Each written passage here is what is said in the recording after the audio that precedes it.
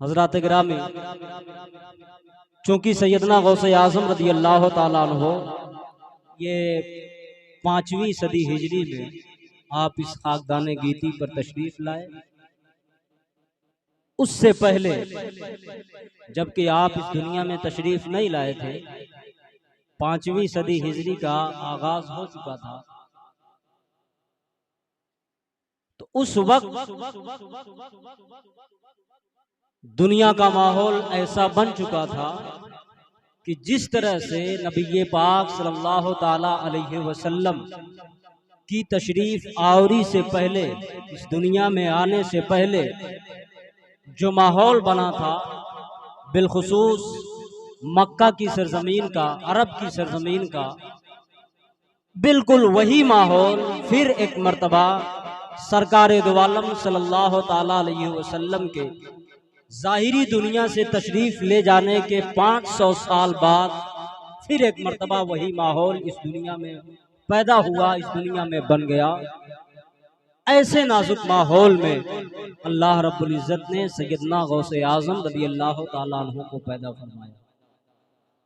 ऐसे माहौल में कि जब इस दुनिया के लोग एक मर्तबा फिर से दरिंदगी का लिबादा ओढ़ चुके थे, दरिंदगी का लिबास पहन चुके थे, औरतों की अपने माशरे में कोई इज्जत बाकी नहीं रह चुकी थी। एक मर्तबा फिर से लोग छोटी छोटी बातों पर एक दूसरे के साथ दस्तो गिरीबा हो जाते, एक दूसरे से लड़ाई करने पर, कत्लो गारतगरी करने पर एक दूसरे के साथ आमादा हो जाते। ऐसे माहौल में अगर आप देखें तो 5वीं सदी हिजरी में एक शख्स आपको मिलेगा जो दिन में रोजा रखता है और रात में अल्लाह रब्बुल इज़्ज़त की इबादत किया करता है। ऐसे माहौल में जबकि लोग बेअमल हो चुके हों, शरीयत मुताहरा पर अमल करना लोगों के लिए दुश्वार हो चुका हो, ऐसे माहौल में कि लोग फिर से दीन इस्लाम और मजहब इस्लाम को छोड़ करके लोग गुमराह होते जा रहे हों और कुफ्र इर्तिदाद की मंजिलें तय करते चले जा रहे हों, लेकिन ऐसे माहौल में भी आपको एक जवान मिलेगा जो दिन में रोजा रखता है और रात में अल्लाह रब्बुल इज़्ज़त की इबादत में मसरूफ रहा करता है। वो नौजवान एक मर्तबा दिन में रोजा रख करके दरियाए दजला के किनारे सफर करता हुआ जा रहा था। शाम का वक्त हुआ, मगरिब का वक्त हो गया, तो उस नौजवान ने सोचा कि दिन भर तो मैं रोजा था, लाओ यहाँ दरिया के किनारे दरिया के पानी को पी करके मैं रोजा इफ्तार कर लूं और मगरिब की नमाज अदा कर लूं, फिर अपना सफर आगे शुरू करूं। ये सोच करके वो नौजवान दरिया के किनारे पहुंचा। पहुंचता है तो देखता क्या है, दरिया की सतह पर, पानियों पर एक सेब तैरता हुआ चला आ रहा है। तो उस नौजवान ने सोचा दिन भर तो रोजा था, अब ये सेब जो दरिया की सतह पर तैरता हुआ आ रहा है, हालांकि ये सेब तो मुबाह है, शरीयत इसकी इजाजत देती है, आदमी खा सकता है। हालांकि जो पानी पर तैरता हुआ आ रहा था वो किसी की मिल्कियत में तो था ही, लेकिन वहां फिलहाल वो किसी की मिल्कियत में नहीं था, इसलिए वो चीज मुबाह है। उसने सोचा कि इस चीज को, सेब को खा करके मैं अपना रोजा इफ्तार कर लूं, नमाज अदा कर लूं, फिर अपना सफर आगे शुरू करूंगा। वो नौजवान दरिया की सतह से सेब को उठाता है, खा लेता है। खाने के बाद, रोजा इफ्तार करने के बाद नमाज मगरिब के लिए वो नीयत बांध करके खड़ा होता है। जो ही नमाज मगरिब की नीयत की और अल्लाह रब्बुल इज़्ज़त की बारगाह में खड़े होकर के नमाज मगरिब अदा करना शुरू की, फौरन दिल में ख्याल आया कि यह नौजवान, तू तो हमेशा जो है अपने कल्बो रूह की सफाई के चक्कर में लगा रहता है, लेकिन आज तूने दरिया की सतह पर एक सेब बहता हुआ आ रहा था, पता नहीं उसका मालिक कौन था, पता नहीं उसका जो है मालिक कौन था, और मैंने बगैर मालिक की इजाजत के वो सेब उठा लिया, खा लिया। अब अगर अल्लाह रब्बुल इज़्ज़त तुझसे मैदान महशर में इस सेब के बारे में सवाल कर लिया तो बता रब के सामने क्या जवाब देगा। ये दिल में ख्याल आया। जरा आप गौर करें, ये अल्लाह वाले थे जो अगर कोई भी चीज हालांकि मुबाह ही क्यों ना हो, लेकिन अगर दिल गवारा नहीं करता तो उस चीज को हाथ तक नहीं लगाते थे। लेकिन आपने खा लिया। अब खाने के बाद नमाज से जब फारिग हुए, दिल में ये ख्याल आ गया, नमाज से फारिग होने के बाद वो जिस तरफ से वो फल और सेब बहता हुआ आ रहा था दरिया की सतह पर, उसी तरफ का रुख करते हैं और आगे चलते चले गए। देखा आगे पहुंच करके कि एक बाग है सेब का, और वहां कुछ दरख्त दरिया के किनारे हैं, और वहां पर दरख्तों को जो शाखें हैं वो दरिया में लटक रही हैं, और उन पर सेब जो है लगे हुए हैं, सेब का फल लगा हुआ है। तो उस नौजवान ने सोचा कि हो ना हो वो सेब जो मैंने खाया है इसी बाग के किसी दरख्त का सेब है जो टूट करके पानी में गिरा और सतह पर बहता हुआ जा रहा था, मैंने इसी बाग का सेब खाया है। वो नौजवान बाग के अंदर गया। अंदर जाने के बाद उसने जो बाग के रखवाले थे उस आदमी से जाकर के मुलाकात की। मुलाकात करने के बाद पूछा, बताओ इस बाग का मालिक कौन है, इस बाग का मालिक कौन है? तो उस आदमी ने बताया कि ये जो सामने झोपड़ी दिखाई दे रही है, जाओ चले जाओ, इसी में इस बाग का मालिक बैठा हुआ है, वो अल्लाह की इबादत कर रहा होगा। चुनांचे वो नौजवान आगे बढ़ता है तो जा करके उस झोपड़ी के दरवाजे पर खड़ा हो गया। देखता क्या है कि जो इस बाग का मालिक है एक बुजुर्ग आदमी है और अपने सर को सजदे में रख करके अपने रब की किबरियाई बयान कर रहा है, अपने रब की इबादत कर रहा है। इतना जब देखा वो नौजवान अदब के साथ उसी दरवाजे पर खड़ा हो गया। अब खड़ा होने के बाद फिर जब वो बुजुर्ग सलाम फेंक करके अपनी नमाज को मुकम्मल करते हैं, इबादत को मुकम्मल करते हैं, और जब इस नौजवान की तरफ मुतवज्जे होते हैं तो जो ही उस बुजुर्ग की निगाह इस नौजवान पर पड़ी तो फौरन पहचान लिया कि ये कोई आम आदमी नहीं है, बल्कि ये कोई अल्लाह का बरगसीदा बंदा है, अल्लाह का कोई महबूब बंदा है। चूंकि वली जो हुआ करता है वो दूसरे वली को फौरन पहचान लिया करता है, इसलिए जो ही निगाह पड़ी फौरन पहचान लिया कि ये कोई आम आदमी नहीं है, बल्कि अल्लाह का बरगसीदा बंदा, अल्लाह का महबूब बंदा है। उसने बुजुर्ग ने कहा कि नौजवान बताओ क्या बात है, क्यों आए हो? तो नौजवान जा करके अदब के साथ बैठ करके कहा कि इस बाग के मालिक आप हैं? बुजुर्ग ने कहा हाँ मैं ही इस बाग का मालिक हूँ। कहा क्या बात है?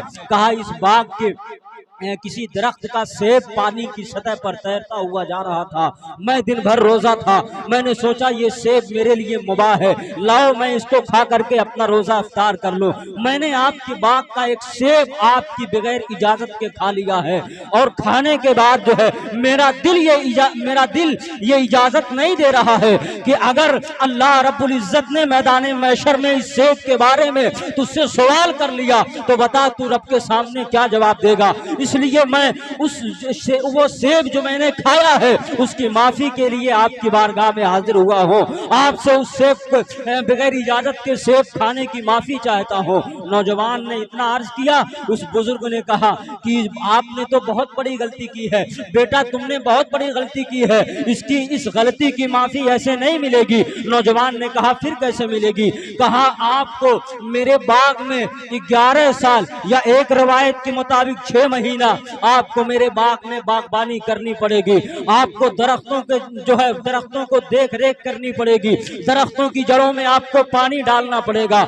इस तरह से आपको जो है अंगूर के दरख्त थे, सेब के दरख्त थे और भी दीगर दरख्त थे, उन सारे दरख्तों की देख रेख आपको करनी पड़ेगी। नौजवान ने कहा मैं ठीक है, मैं आपकी शर्त मानता हूँ, मैं कबूल करता हूँ, लेकिन आप जो है शर्त पूरी करने के बाद मेरी गलती को माफ कर देंगे? बुजुर्ग ने कहा हाँ माफ कर देंगे। कहा ठीक है।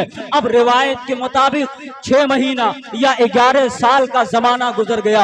अब जमाना गुजरने के बाद वक्त पूरा हो गया, दिन पूरा हो गया, लेकिन अभी नौजवान के अंदर हिम्मत नहीं हो रही है कि बुजुर्ग के पास जाएं और कहें कि मेरा वक्त पूरा हो गया है, मेरी मुद्दत पूरी हो गई है, आप मुझको माफी दे दें। यह हिम्मत नहीं हो रही है। उस बुजुर्ग ने खुद नौजवान को बुलाया। हाँ, और इसी बीच में जब वो नौजवान आपके बाग में बागबानी कर रहा था।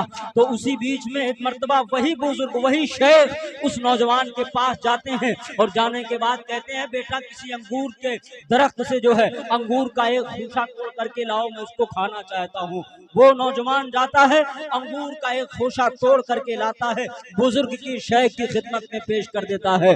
बुजुर्ग खाते हैं तो वो अंगूर का खोशा बहुत जो है खट्टा था, वो बहुत सख्त था। बुजुर्ग ने कहा कि अभी इतने साल से तुम मेरे बाग में बागबानी कर रहे हो, दरख्तों की देख रेख कर रहे हो, क्या अभी तुमको इतना अंदाजा नहीं हुआ कि कौन सा खूशा जो है वो मीठा होता है, कौन सा खट्टा होता है? तो नौजवान ने कहा, हुजूर आपने सिर्फ दरख्तों की देख रेख की जिम्मेदारी दी है, दरख्तों के देखभाल की जिम्मेदारी है, मुझको खाने की इजाजत नहीं दी है, इसलिए मैंने आज तक आपके बाग के किसी दरख्त का एक फल भी अपने मुंह में नहीं डाला है, इसलिए मुझको अंदाजा नहीं लगा कि कौन सा खूशा जो है मीठा है, कौन सा खट्टा है। हजरात गिरामी, 11 साल का वक्त गुजर चुका। अब वो बुजुर्ग नौजवान को बुलाते हैं और बुलाने के बाद कहते हैं, बेटा तुम्हारा वक्त मुकम्मल हो गया, क्या तुम जाना नहीं चाहोगे? कहा, हाँ हुजूर मैं जाना चाहता हूँ, आप मुझको माफी का परवाना दे दें। बुजुर्ग ने कहा, एक शर्त आपने पूरी कर दी है, लेकिन एक मेरी दूसरी शर्त ये है, दूसरी शर्त भी है। नौजवान ने कहा, दूसरी शर्त कौन है? उस बुजुर्ग ने कहा, सुनो, मेरे पास एक बेटी है जो दोनों आंखों से अंधी है, दोनों कानों से बहरी है, दोनों हाथों से लूली है, जो अपने पाँव से, दोनों पाँव से लगड़ी है, जो जबान से गूंगी भी है। मैं चाहता हूं कि उसकी शादी मैं तुमसे कर दूं। इतना सुनना था सैयदना वो नौजवान जो है, वो नौजवान कुछ देर खामोशी इख्तियार करता है। खामोशी इख्तियार करने के बाद अर्ज करता है, हुजूर मुझे आपकी ये शर्त भी मंजूर है, जरा आप अपने दिल पर हाथ रख करके सोचें और जरा सोचें कि अगर किसी नौजवान के सामने ये शर्त रख दी जाए कि ऐसी लड़की से तुम्हारी शादी की जा रही है जिसके पास ना दोनों हाथ है, ना दोनों पाँव है, ना कानों से सुनती है, ना आंखों से देखती है, ना जबान से बोल पाती है, तो बताओ कोई नौजवान ऐसी लड़की से शादी करने के लिए तैयार होगा? हरगिज नहीं तैयार होगा। कहेगा कुंवारे ही रह करके जिंदगी गुजार लूंगा, लेकिन कभी ऐसी लड़की से शादी नहीं करूंगा। लेकिन कुर्बान जाओ उस नौजवान पर जिसने बिना सोचे समझे उस बुजुर्ग की बारगाह में अरीजा पेश किया कि हुजूर मैं आपकी उस बेटी से शादी करने के लिए तैयार हूँ। क्यों तैयार हो गए? क्योंकि आपने उस बाग का एक सेब खा लिया था बगैर इजाजत के। अब उसकी माफी आपको चाहिए थी। माफी मांगने के लिए कोई भी शर्त दी जाए उसको कबूल करने के लिए, उसको मानने के लिए वो नौजवान तैयार खड़ा है। हजरात गिरामी, वो नौजवान उस शर्त को भी कबूल कर लेता है। अब वो बुजुर्ग अपनी बेटी से इजाजत लेकर के आते हैं और दोनों का निकाह कर देते हैं। उसके बाद निकाह करने के बाद, चूंकि वाकया बहुत लंबा है, मैं मुख्तसरन आप हजरात के सामने बयान करता हुआ चल रहा हूँ। वो बुजुर्ग निकाह करने के बाद फिर जब वापस आते हैं, उस नौजवान से कहते हैं, जो सामने महल दिखाई दे रहा है, बहुत बड़ा महल, ये महल किसी और का नहीं बल्कि ये महल मेरा है, और इस महल में सिर्फ मेरी बेटी रहती है, मेरी बेटी के अलावा कोई दूसरी औरत नहीं है या कोई दूसरा शख्स नहीं है। आज से इस बाग के मालिक तुम हो और ये जो महल दिख रहा है इस महल के भी मालिक तुम ही हो। जाओ, आज से ये बाग भी तुम्हारा है, आज से ये महल भी तुम्हारा है। इतना सुनना था। वो नौजवान वहां बुजुर्ग के पास से निकलता है, शाम का वक्त है, वो जाता है उस महल के करीब, महल के अंदर जाता है तो देखता क्या है कि अंदर से एक हसीनो जमील खूबसूरत लड़की आगे बढ़ करके इस्तेकबाल करती है और इस्तेकबाल करने के बाद जो है अपने शौहर को सलाम अर्ज करती है। शौहर ने जवाब दिया। उसके बाद वो दिल में ख्याल आया कि वो बुजुर्ग ने, शेख ने कहा है मेरी बेटी दोनों पाँव की लगड़ी है, दोनों हाथों की लूली है, जबान से गूंगी है, दोनों आंखों की अंधी है, दोनों कानों की बहरी है, लेकिन यहाँ तो मैं जो है माजरा उल्टा पा रहा हूँ। और शेख ने यह भी कहा है कि इस घर में, इस महल में मेरी बेटी के अलावा दूसरी कोई औरत नहीं है, मैं जो है इसका उल्टा पा रहा हूँ। आखिर मामला क्या है, माजरा क्या है? फौरन वो नौजवान वहां से जो है पलट आता है और घूम करके आता है न उस शेख की बारगाह में, अरीजा पेश करता है कि मेरे शेख मैंने आपकी शादी का मतलब नहीं समझा। मैंने जो है आपने कहा था मेरी बेटी ऐसी ऐसी है, उसके अंदर ऐसे ऐसे ऐब हैं, और ये भी कहा था कि उस घर में उस महल में मेरी बेटी के अलावा दूसरा कोई नहीं है। ऐसा मैं जब उस घर के अंदर गया हूँ तो एक हसीनो जमील खूबसूरत लड़की जो है जिसके पास तमाम आज़ा मौजूद है वो आगे बढ़कर के इस्तेकबाल कर रही है। और फिर आपने जो कहा था कि मेरी बेटी के अलावा कोई नहीं है, तो फिर ये माजरा मुझको समझ में नहीं आया। तो उस शेख ने कहा बेटा सुनो, मैंने जो कहा था कि मेरी बेटी दोनों पांव की लगड़ी है, आज तक मेरी बेटी ने शरीयत के खिलाफ कोई कदम नहीं उठाया है। मैंने जो कहा था कि मेरी बेटी दोनों हाथों की लूली है, आज तक शरीयत मुतहरा के खिलाफ उसने कोई काम नहीं किया है। मैंने जो कहा था कि मेरी बेटी दोनों कानों की बहरी है, आज तक किसी गैर महरम की आवाज उसके कानों से नहीं टकराई है। मैंने जो कहा था कि जो मेरी बेटी है वो दोनों आंखों की अंधी है, तो सुनो आज तक किसी गैर महरम के ऊपर उसकी निगाह नहीं पड़ी है। और मैंने जो कहा था कि मेरी बेटी जो है वो जबान की गूंगी है, तो सुनो आज तक शरीयत मुतहरा के खिलाफ उसने अपनी जबान से कोई जुमला अदा नहीं किया है। अब मैं आपको बताना चाहता हूँ, ये जो नौजवान है इस नौजवान का नाम हम जो है हजरत सैयदना मूसा जंगी दोस्त है, और वो जो बुजुर्ग हैं उनका नाम अब्दुल्ला सोमई है, और वो जो लड़की है उनका नाम जो है हजरत सैयदा फातिमा उम्मुल खैर है। अब इन्हीं तीनों कलियों के बीच में जो फूल मुस्कुराता है, जमाना उसी फूल को गौसे आजम कहा करता है, जमाना उसी फूल को सैयदना शेख अब्दुल कादिर जिलानी कहा करता है। हजरात गिरामी, तो अब आप जरा गौर करें कि जब माँ बाप वालिदैन ऐसे पाकबाज नेक सीरत नेक तबीयत होते हैं तो वो बेटा वक्त का गौसे आजम पैदा होता है। इसलिए अगर यही चीज हमारे और आपके घरों में भी हमारी माएँ और बहनें, हमारे नौजवान, हमारे बच्चे अगर वही सीरत गौसे आजम के वालिदे मोहतरम की और सैयदना गौसे आजम रज़ी अल्लाह ताला अन्हो के वालिदा मोहतरमा की सीरत को अगर हमारे घरों में भी अपना लिया जाए तो याद रखें, अगर बेटे हमारे गौसे आजम नहीं तो गुलाम गौसे आजम जरूर पैदा होंगे। अगर बेटे हमारे मोइनुद्दीन नहीं तो गुलाम मोइनुद्दीन जरूर बनकर के पैदा होंगे। बस शर्त इस बात की है कि जिस तरह से हमारे बुजुर्गों के वालिदैन ने अपने बच्चों की तरबियत की थी और खुद भी पाक थे, नेक सीरत थे, नेक तबीयत थे, पाकबाज थे, उसी तरह हमें और आपको भी अपने घरों में वही उनकी सीरत पर अमल करना होगा, अपने बच्चों को कराना होगा। हज़रात गिरामी, ये सैयदना गौसे आजम रज़ी अल्लाह ताला अन्हो ऐसे माहौल में बगदाद की सरजमीन पर पैदा हुए।